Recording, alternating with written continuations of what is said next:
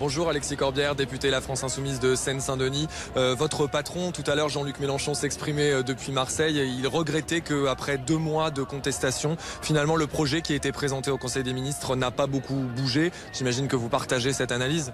Oui, je regrette cette forme de radicalisation du gouvernement qui est dure, très dure, qui ne comprend pas manifestement qu'il y a une protestation très large dans le pays, des manifestations importantes, mais pas seulement. Toutes les études d'opinion montrent qu'une nette majorité de Français ne veut pas de cette réforme car elle va faire travailler plus longtemps pour pouvoir bénéficier d'une retraite complète. Désormais, on voit même que le chiffre de 67 ans pour avoir une retraite complète risque d'être effectif sur certaines générations et les pensions mécaniquement vont baisser.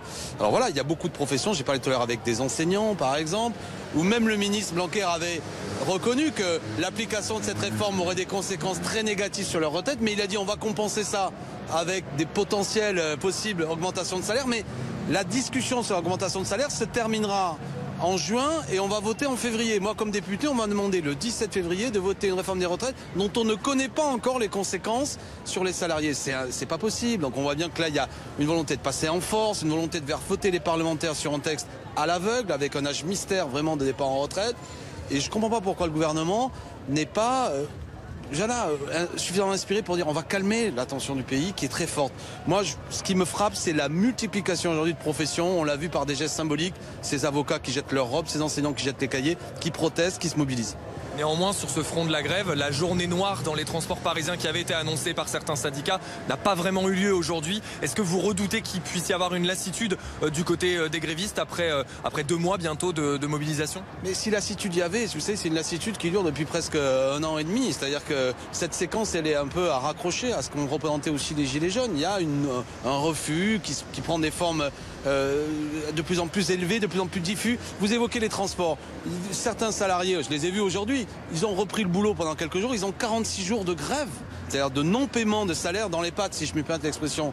Les types et les femmes, mais on ne peut pas leur reprocher de poser le sac quelques minutes et de dire à d'autres professions, allez-y les amis, on est peut-être un peu moins mobilisés dans les métros et les transports, mais je vous répète, j'ai vu beaucoup de professions, les égoutiers de Paris qui étaient là tout à l'heure, les enseignants, les avocats, je pourrais continuer la liste de tous ces métiers qui manifestent et qui après cherchent d'autres formes de protestation. Ces retraites au flambeau, ces manifestations le soir, je vous l'ai dit, ces métiers qui cherchent des trucs symboliques, ces avocats, j'ai eu l'autre jour à Seine-Saint-Denis qui font un haka, enfin, et tout ça démontre que les gens protestent et n'acceptent pas. Et face à ça, on a un gouvernement qui reste dur, qui fait des jeux de mots. Je retire l'âge plus haut, mais je garde l'âge d'équilibre, ce qui est la même chose, et qui ne veut pas entendre ça. Et c'est pas bon de laisser pourrir une protestation dans un pays, parce que les gens n'ont plus confiance dans le système démocratique, se disent finalement ça sert à rien d'aller voter parce qu'ils ne nous écoutent pas. Et moi, je veux pas ça. Je veux que la protestation, elle soit marquée par la force du nombre, un grand mouvement fort, puissant parce qu'il est majoritaire et pas qu'il y ait des petits incidents qui après servent prétexte à partir d'autre chose. Justement, j'allais vous poser une question là-dessus rapidement. Emmanuel Macron qui dénonce ces violences qui ont pu accompagner certaines formes de protestation, vous répondez quoi? Avec la violence, elle est là depuis le début et hélas, essentiellement aussi par une réponse disproportionnée des forces de l'ordre. Emmanuel Macron aujourd'hui voit des éléments de violence, mais que n'a-t-il pas vu depuis 1 an et demi?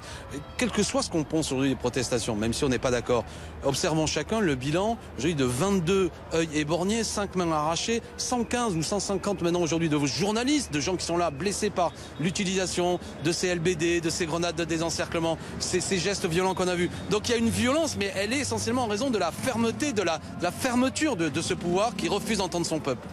Merci beaucoup Alexis Corbière, alors que vous le voyez